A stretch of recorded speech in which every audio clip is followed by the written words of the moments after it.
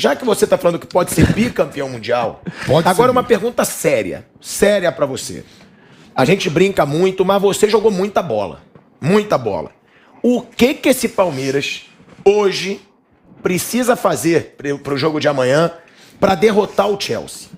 O que esse Palmeiras... Porque muita gente diz que é impossível. Eu não acho impossível, muito pelo contrário.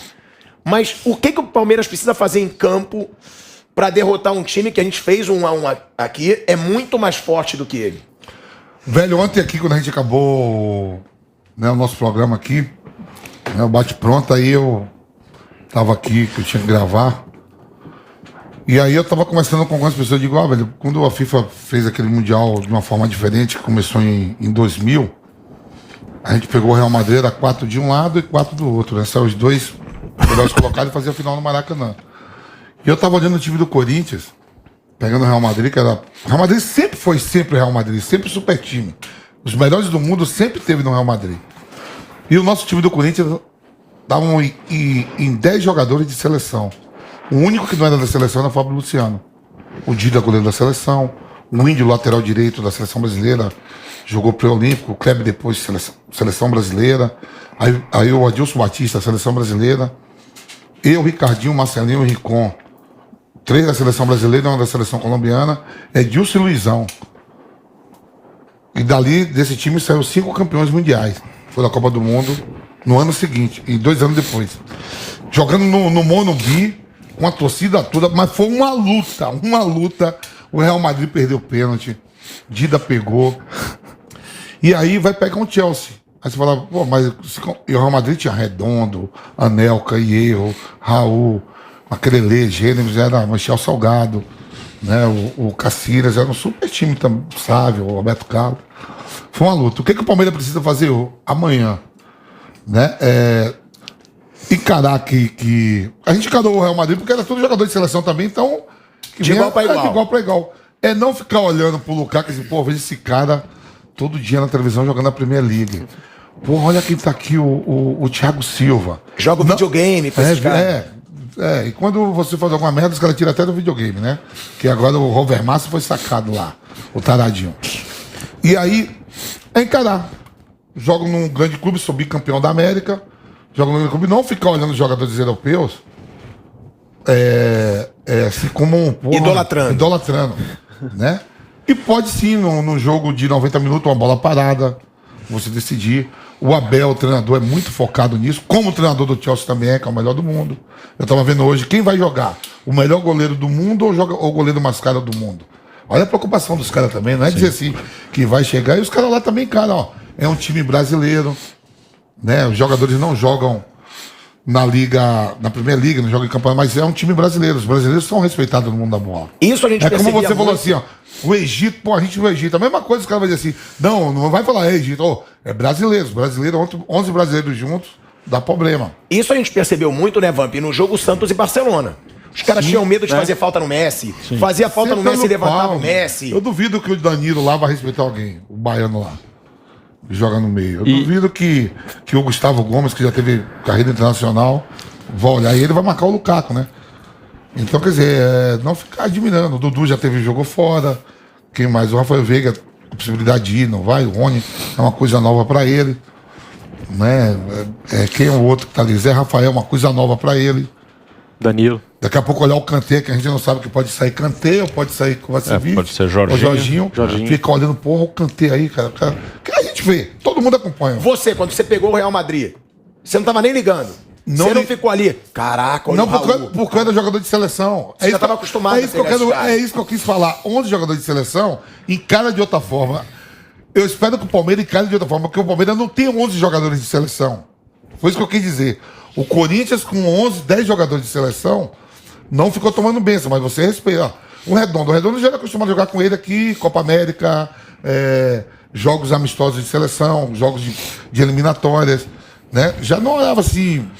Roberto Carlos era meu companheiro de seleção. O Sávio tinha jogado ao lado contra. Não ficar tomando bem. Os jogadores do Palmeiras não são acostumados a encarar esses caras. E esse time do Corinthians, quando eu falei que pegou o Real Madrid, era um jogador de seleções que já era acostumado. O Rincon jogou 3 Copas do Mundo. Vai tomar benção pro Raul, vai tomar benção pra quem?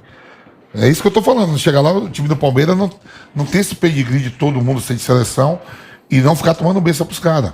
E ó, tem muita gente falando, o Chelsea não vai ligar.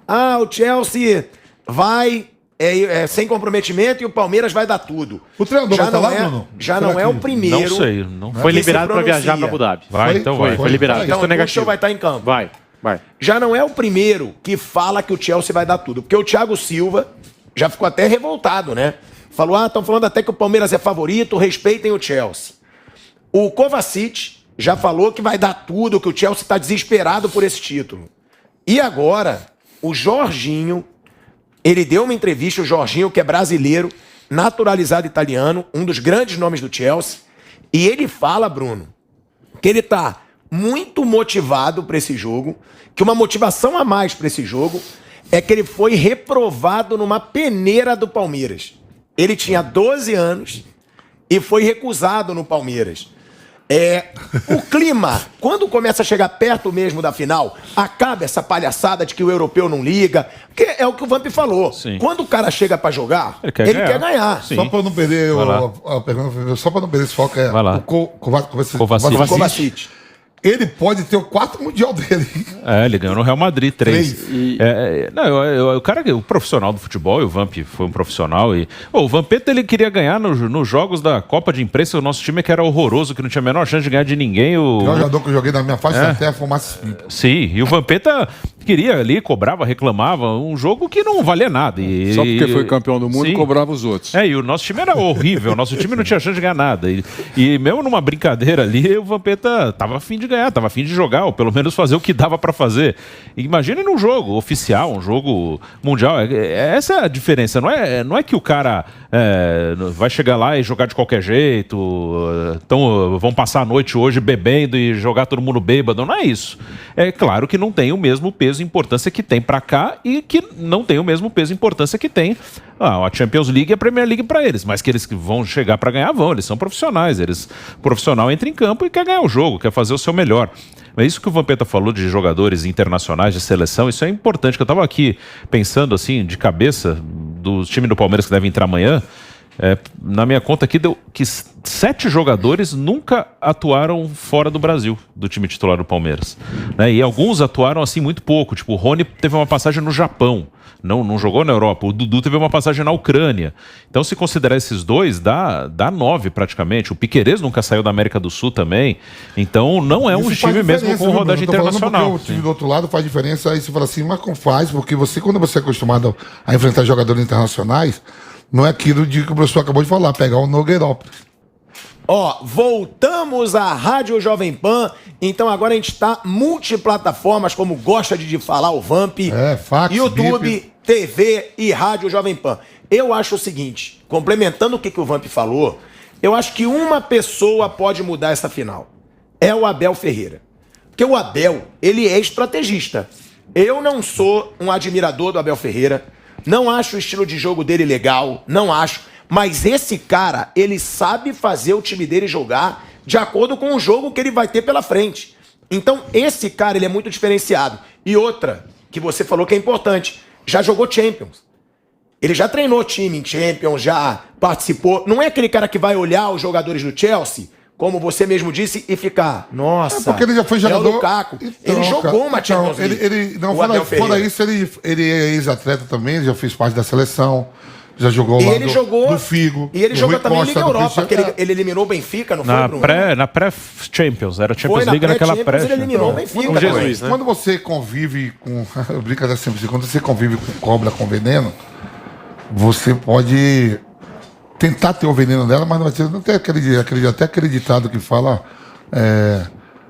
pegaram uma galinha, botaram para ser criada no meio de um monte de gavião e águia. E a galinha queria voar, não conseguia. Não, você é galinha, você não é águia. Mesma coisa. Você é acostumado a viver ali, enfrentando Lukaku, enfrenta Jorginho, mas quando você não é acostumado com isso, e não define nem as coisas da seleção, só não pode ir lá tomar benção.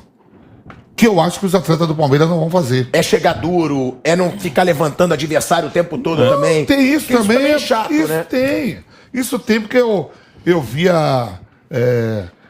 Que nem eu tava com um zagueiro, eu conto essa história. Sexta-feira é dia de eu contar a história porque não dá tempo do RH passar. Aí na segunda você pode ter até lá... Tem um tempinho do fim de semana para RH relevar. Sábado e domingo, pode chegar. Por exemplo, eu lembro que eu joguei com um zagueiro chamado Frei no Fluminense, eu já contei isso aqui. E ele batia em todo mundo no treino. Ele veio do time lá de Goiânia, né? E ele sentava o pau no treino de velho. Se você machucar o Renato Gaúcho e o Valdeir, que eram os dois atacantes do Fluminense. Eu jogava no Fluminense, Ricardo Rocha lá atrás, eu, Ailton, o Otacílio. E ele sentava o pau em todo mundo no treino. Eu digo, ó, um dia se ele machucar o Renato Gaúcho e o Valdeir, o Joel vai mandar você embora. Ele falou pra mim, Vampeta, comigo não tem isso. Eu bato em todo mundo mesmo. O único cara que eu não bati na minha vida foi o Cláudio Adão. Eu falei, Cláudio Adão falou, rapaz, mas que nego cheiroso. Ele jogava, porra, com cheiro, eu ficava cheirando o perfume dele, ele fazendo gol. Depois daquilo eu aprendi. Eu sinto pau em todo mundo. Então o que não pode chegar lá assim, ó, pegar o Lukaku, querer alisar ele. Que se deixar, ele entra com bola, com rede. A gente viu, ó. Eu vi o Miranda rasgar a cueca dele na Copa do Mundo. A gente tava aqui na Copa do Mundo fazendo pela Jovem Pan no segundo tempo. O Miranda segurava ele, arrancou até a cueca do cara. No jogo agora, jogos do Primeira Liga, a gente vê os caras tentam segurar ele, não é tomar benção pra ele. Não pode e o jogador percebe. Tá aliviando pra mim. Se der corpo pro Lukaku girar, não pega mais. Então tem isso. Pedro, Abel Ferreira, você é um cara que estuda muito o Abel, inclusive. Fã. Esse é fã de Não, que ele ficou bravo. Mas eu gosto, Eu falei que ele era fã. Agora, o que você acha que pode ser o trunfo do Abel Ferreira e desse Palmeiras, pelo que você acompanha do dia a dia, para conseguir bater um time que é tão favorito? Porque a gente fez 1-1 aqui, né, Vamp? Ganhou de 10-1. Foi 10-1 O Dudu ganhou do Zieck. Porque você decidiu pelo Everton, que deu empate. O Everton e Mendy. E aí o Dudu ganhou do Zieck. O que esse Palmeiras, o que o Abel pode fazer pro torcedor que tá vendo, pro secador que tá vendo? O que o Abel pode fazer para mudar esse jogo, pelo que você conhece do Abel? Primeiro que você conversa com o palmeirense, ele sempre destaca, né? O Abel tem um plano. O Abel tem um plano, vai resolver a parada, não sei o quê. O Abel tem um plano, todo mundo fala isso, né? Ele, é claro, não vai revelar para todo mundo os segredos dessa decisão. Acompanhou o Chelsea de pertinho na semifinal. Mas eu vejo assim uma brecha para o Palmeiras na bola parada. Eu acho que o Palmeiras pode levar vantagem na bola parada. O Chelsea é uma equipe, pelo que a gente conhece na UEFA Champions League, que não cede espaços ao adversário, não deixa o adversário confortável a trocar passes, sobretudo no seu campo, né? Protege muito bem a defesa. E eu vi o Chelsea diferente nesse jogo do Al Hilal. Eu vi o Chelsea dando espaço para o Al Hilal poder atacar. E geralmente o Chelsea, que a gente costuma ver na Inglaterra, na UEFA Champions League, não deixa, né, tanto espaço assim para o time adversário. E uma coisa, Pedro, os jogadores do Chelsea, eles não conhecem os jogadores do Palmeiras. Não sabem qual é a capacidade do individualmente. Pedro, é a oitava final do Abel, tava lendo isso. Mas os campeonatos... A oitava final do Abel no Palmeiras. 2 finais de Libertadores, Copa do Brasil. Só que os jogadores do Palmeiras... Não, Paulistão uma vez só. Os jogadores do Palmeiras, todos eles que concentram, só o cara tá em atividade, só se o cara não assiste. O time que eu tava vendo que mais passa jogos da Premier League na televisão é o do Chelsea. O Canaldini tá falando, o time que é mais visto... E jogador assiste, né, Vamp? O jogador assiste, aí você vai dizer assim, a gente falou aqui o Zieck. Se não jogar o Zieck, os caras sabem o que é capaz que o Pulisic pode fazer, que o outro Mason Mount pode fazer. Porque o jogo do Chelsea ele passa direto mesmo. É Premier League, é aquele boxe day, é jogo atrás de jogo. O elemento surpresa não vai ter. Os caras não vai ter. Não. Pro Palmeiras pode ser uma arma. Pro Palmeiras é que conhece todo mundo. Bola parada. Uma coisa que o Pedro chamou a atenção também. Olha aí, ó. Olha os números do Abel. Antes de eu passar pro Pedro uma pergunta. São as finais dele. Libertadores 2020, campeão. Copa do Brasil de 2020, campeão. Supercopa do Brasil de 2021, vice. Recopa Sul-Americana, vice. Paulistão 2021, vice. Libertadores 2021, campeão. E agora Mundial de Clubes. Vai ser a sétima final do Abel Ferreira em pouco mais de um ano de trabalho. Ou tem um ano? Ele chegou em novembro de 2020. É o segundo em pouco mais de um ano. É o segundo técnico mais longevo do Brasil, só perde para o Barbieri do Bragantino. 3 títulos, 15 meses. 3-3. O que o Pedro chamou a atenção também, que você falou de bola parada. Tem o Scarpa, que bate muito bem na bola. Que a gente fala muito do Veiga, muito do Dudu, mas o Scarpa também pode ser muito decisivo. Pode. Agora, você estava falando um dado desse Palmeiras que é impressionante, é bom o torcedor saber. Ele tem mais de 60 jogadas ensaiadas de bola parada. Um levantamento feito pelo scout do técnico Abel Ferreira, né? Os analistas de desempenho, eles começaram a estudar e encontraram 60 jogadas. Por exemplo, contra o River Plate, o Palmeiras utilizou uma dessas jogadas para marcar um gol, que foi aquele do Matias Vinha. Não sei se vocês lembram, cobrança de falta, o Vinha aparece sozinho na cara do Armani, né? E acaba fazendo ali. Também já errou várias vezes, tá? Já tentou fazer jogada ensaiada, errou. Eu vou dar parabéns, viu? O jogador do jeito que é, nem na minha época, pra decorar 60 jogadas. 60 jogadas. Aí já... É muita coisa. Nem no basquete você deve ter 60 jogadas ensaiadas. Contra o Água Santa, no último ensaio, o Palmeiras tentou fazer uma jogada ensaiada ali, numa cobrança de falta, não conseguiu. Às vezes dá certo, às vezes dá errado. Contra a Ferroviária, no último Campeonato Paulista, não nessa edição, na última edição, conseguiu fazer um gol também de jogada ensaiada com o Danilo. Às vezes dá certo, às vezes dá errado. Aí é que tá, né? Tem muita gente que fala, mas o Abel Ferreira, ele reclama que não tem tempo para treinar. E ele já deu até uma justificativa. Ele diz, justamente, por eu não ter tempo, às vezes, para preparar o time, né, enfim, jogo posicional, né, treinar com bola, às vezes a gente para um treino só para treinar a bola parada. E Vamp, eu acho que para esse jogo de amanhã, o Palmeiras tem uma arma que ele não tinha no ano passado. É o Dudu, cara. O Dudu, ele é aquele jogador, você que jogou bola, você sabe mais do que a gente, que tem jogador de jogo grande. Jogador que não amarela, jogador de clássico, que chama responsabilidade em clássico, em jogos decisivos. E o Dudu é esse jogador. O Rafael Veiga também é o cara desse time ao lado dele? É. Mas eu acho que o Dudu tem mais aquela característica de não amarelar. Como você falou, de ir pra cima dos caras do Chelsea, que ele joga no videogame, mas sem ter medo.